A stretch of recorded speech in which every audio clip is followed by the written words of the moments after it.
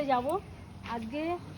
আজকে 3-4 ঘন্টা হয়তো জল হয়েছে। কি অবস্থা, এই গ্রামবাসীরা বেরোতে পারছে না। আমাদের নৈহাটি চিলড্রেন পার্ক, প্রত্যেক মানুষের ঘরে ঘরে জল ঢুকে গেছে। আপনারা একটু দেখুন, দেখুন কত নোংরা জল। ছোট ছোট বাচ্চা আছে, বড়রা আছে, না ডক্টরের কাছে যেতে পারছে, না স্কুল যেতে পারছে, না কলেজ করতে পারছে। আপনাদেরকে আরও কিছু দেখাই। দেখুন ঘরের মধ্যে জল ঢুকে গেছে। মানুষের ঘর নক করা ঠিক না, তবুও আমি দেখাচ্ছি। দেখুন ঘরের মধ্যে জল, কেউ বেরোতে পারছে না, প্লাস রান্নাঘরে জল ঢুকেছে, রান্না খাওয়া সব বন্ধ। জানি না এই জল কবে ঠিক হবে।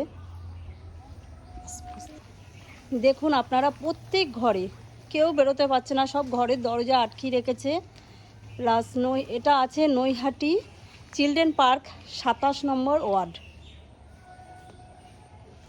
এই একদিনের জলে এই অবস্থা। এখনও তো জল বাকিই আছে। দেখুন মানুষের গেটটা দিয়ে রেখেছে, সাপ, ব্যাঙ, টিকটিকে, মানে আর কত কিছু আছে। বাচ্চা কাচ্চা নিয়ে কিভাবে বসবাস করছে।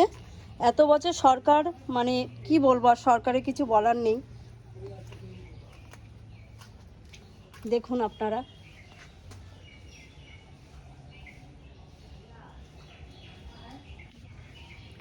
এটা মন্দির আছে, গণেশ মন্দির, কিন্তু এত জল বেড়ে গেছে, আমি আর ওইদিকে যেতে পারছি না।